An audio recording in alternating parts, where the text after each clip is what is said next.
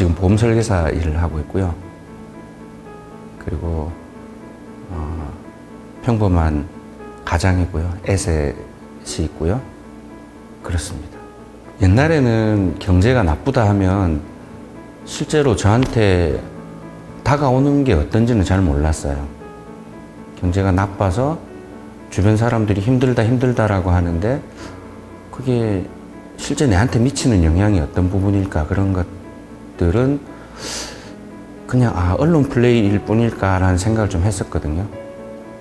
근데 요즘은 실제로 직접 사람들을 만나서 이야기를 해보고 하면 그 반응들이 힘들다 하는 정도가 아니라 정말 일하시는 분들이 자영업 하시는 분들이 문을 닫는다든지 또 내가 지금 경제가 힘들 것 같은 게 기본이 되어 있기 때문에 내가 가서 어떤 그런 이야기들을 한다는 것이 괜찮을까 하는 그런 걱정이 사실 먼저 되는 게 사실이죠.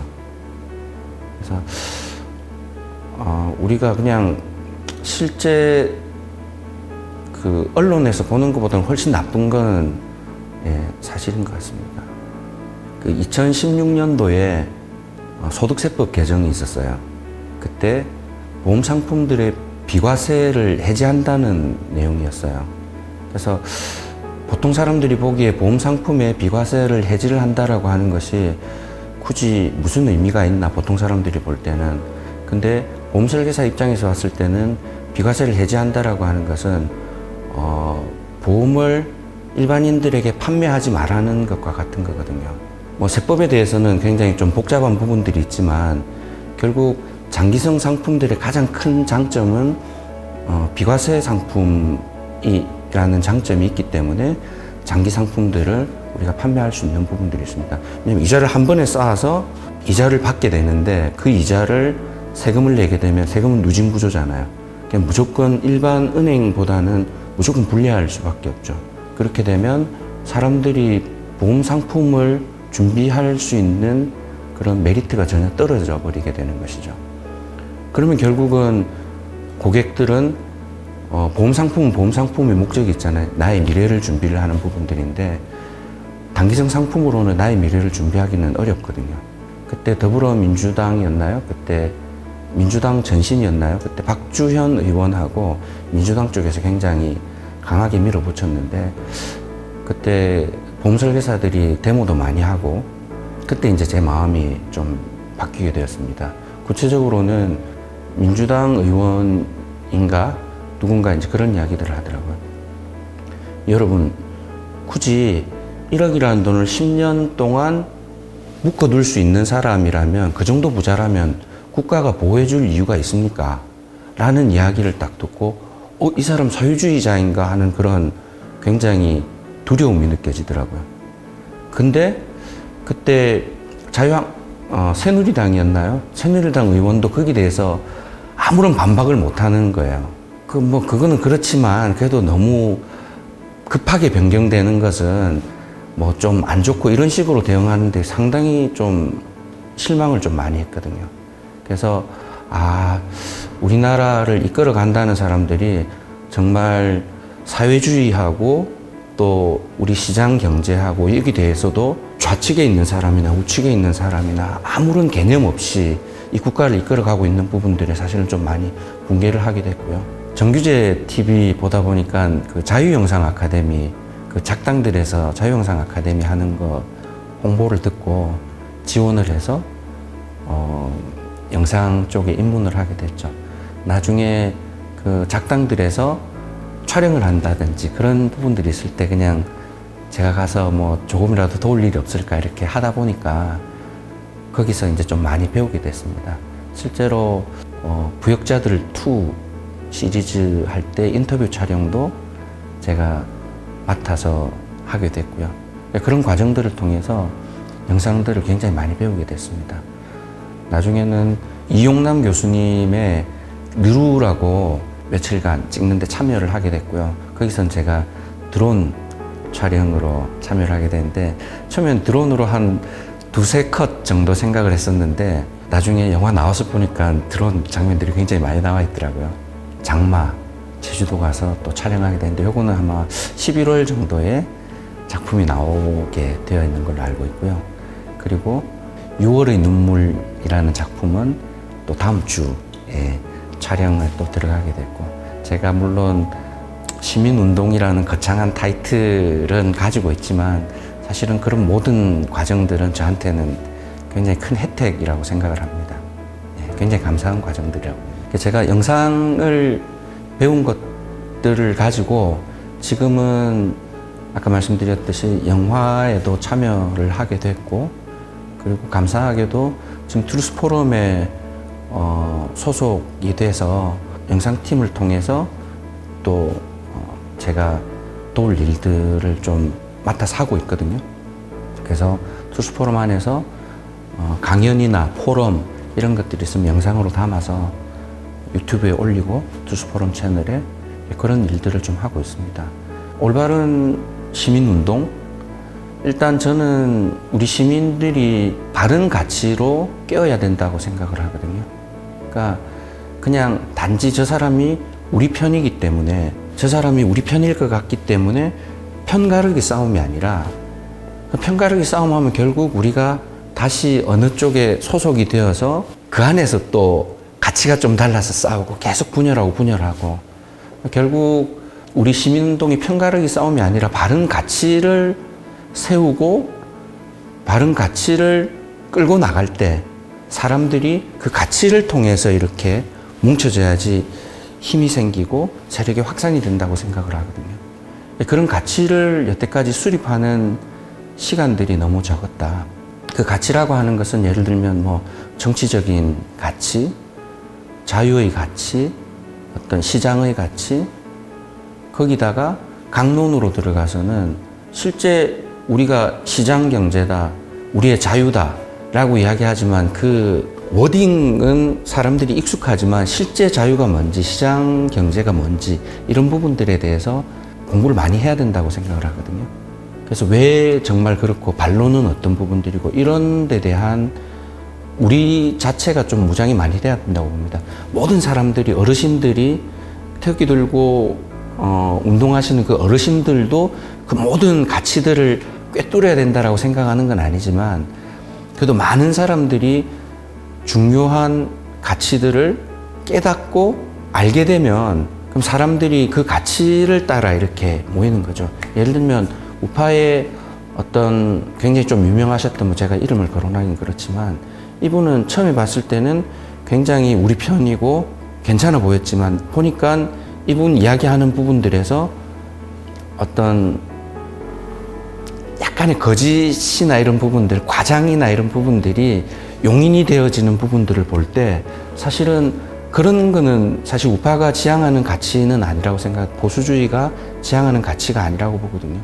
근데 결국 시간이 지나고 보니까 그분도 또 어떻게 보면 좀 우파 내부에서 굉장히 분탕이 되어가는 그런 부분들을 좀 보게 되고, 그래서 일단 제가 가장 중요하게 생각하는 가치는 우리가 하는 모든 가치를 내세우는 것들의 가장 기본은 뭐 진실 기반한 가치가 가장 중요하다고 생각합니다. 그래서 제가 지금 이제 봉사하고 있는데도 트루스 포럼이라는 것이, 트루스가 진실, 진리잖아요. 그 진리가 기반이 될 때 우리에게 자유가, 참 자유가 만들어지는 것이라고 보거든요. 그래서 우리가 그 진실 기반한 가치 활동들, 우파가 가장 당장의 어떤 승리를 위해서라기보다는 정말 바로 된 가치를 세워나가는 것들을 시간이 조금 걸리더라도 정말 참 우리가 보수가 가져야 되는 참 가치가 무엇인지에 대해서 토론하고 논의하고 그런 게 우선이 된다고 해요.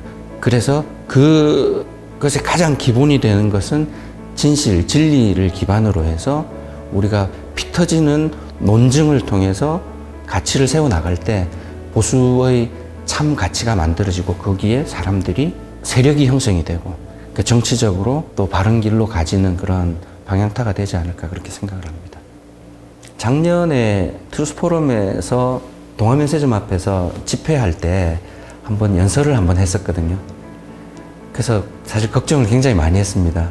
어떻게 연설해야 될지 고민도 많이 하고 또 얼굴 알려지는 것에 대해서 두려움이 많았는데 사실 그런 게 영상으로 나가고 해도 그렇게 많은 사람들이 보는 것도 아니고 제가 어떻게 이야기하는 것이 뭐 대한민국을 움직일 수 있는 그런 큰 연설이면은 물론 이제 제가 그렇겠지만 사실 제가 이야기하는 부분들은 작은 시민의 목소리일 뿐이기 때문에 그래서 저 같은 사람들이 많이 나와서 많이 이야기하고 하다 보면 그게 쌓이면 대중으로 확산이 되겠죠. 그러면 보수가 목소리를 크게 내는 것이 중요하다가 아니라 우리가 정말 중요한 가치가 있음에도 잘못된 것이 있음에도 이야기하지 않는 것이 문제잖아요.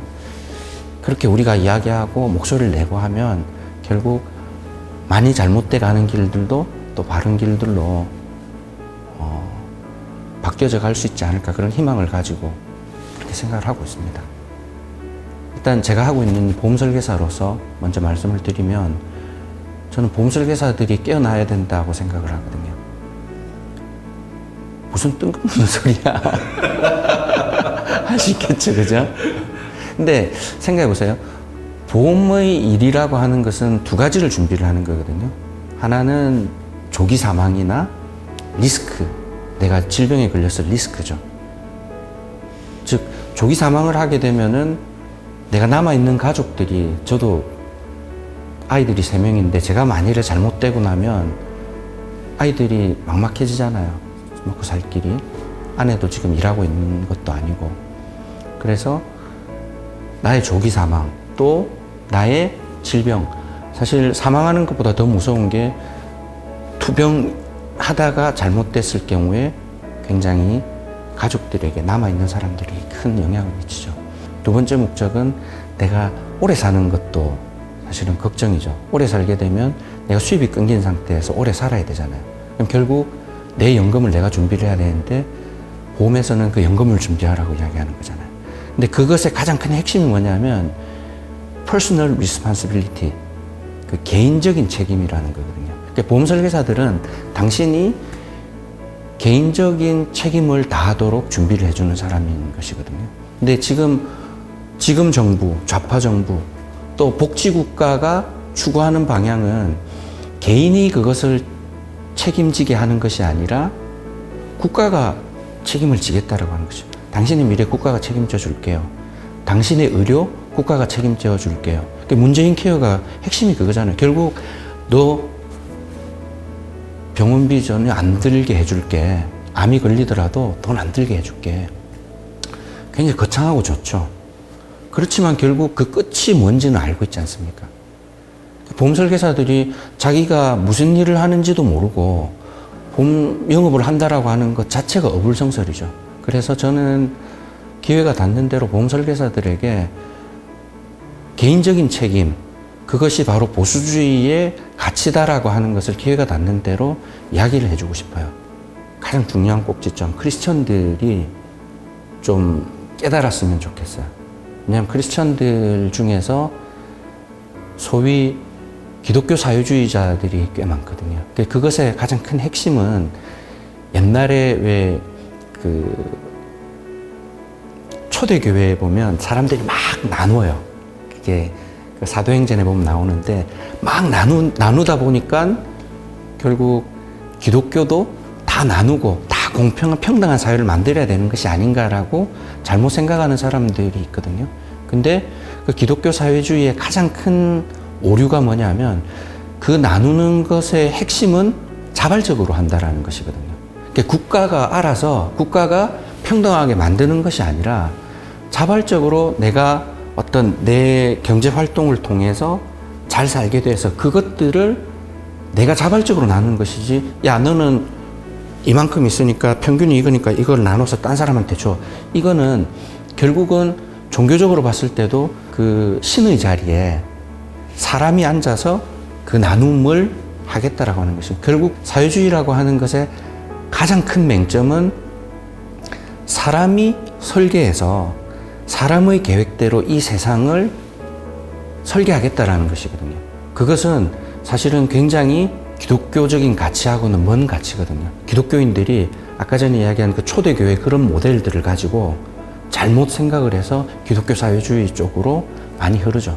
그러니까 지금 모 신문사 전부 그쪽에 해당되어 있는 사람들이 이야기하는 사람들이 전부 기독교 사회주의자들이 대부분 그렇게 이야기들을 하고 있고 PC 아까 political correctness 그 차별 금지라고 하는 것이 결국 우리의 자유를 억압하고 종교의 자유를 억압하는 그 PC와 기독교 사회주의가 다 연결이 돼 있다라는 그런 것들을 기독교인들에게 알리고 싶어요.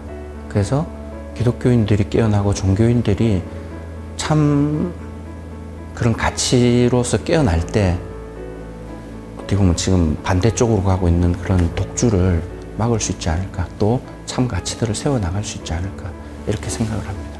지금 이 사회에 많은 부분들이 굉장히 프레이밍이 되어 있거든요. 예를 들면 빈익빈 부익부, 기업이 뭔가 굉장히 비리가 많고 뭔가에 많이 유착이 되어 있고 많은 사람들을 핍박을 하고 있고, 이게 저는 전부 프레임이라고 생각을 하거든요. 그러니까 예전에 그 서울대 모 심리학과 교수님이 올려놓은 영상을 봤는데, 그 본질인 원은 똑같은 원이 있는데 이 주변의 원의 사이즈가, 둘러싸고 있는 원의 사이즈가 작은 원들이 둘러싸고 있으면 이 원이 커 보이고, 그리고 이 원의 크기는 똑같은데 큰 원들이 둘러싸고 있으면 이 원이 작아 보이거든요. 결국 이 원이라는 것은 본질이고 주변의 원들이 프레임이거든요. 근데 우리에게 씌워져 있는 프레임들이 굉장히 많이 있어요. 저한테도 물론 있겠지만 결국 우리 국민들이 나에게 지금 씌워져 있는 언론을 통해서 이야기하는 그런 프레임들이 무엇인지를 알려고 노력하는 것이 중요하다고 생각을 해요. 그러면 본질을 바라볼 수 있다고 생각을 하거든요. 그래서 요지는 프레임을 깨자. 우리 안에 있는 프레임을 깨자. 프레임들을 깰 때 그 본질이 드러나고, 그 본질이 드러나면 정말 중요한 것이 무엇인지를 알잖아요. 그러면 우리가 모두 같이 애국할 수 있는 그런 길들이 열린다고 생각을 해요. 그래서 프레임을 깨야 된다. 그러려면 공부를 해야 된다고 생각을 합니다. 공부를 하다 보면 정말 우리나라가 가야 될 길에 대해서 명확하게 또 찾아 나갈 수 있지 않을까, 그렇게 생각을 합니다.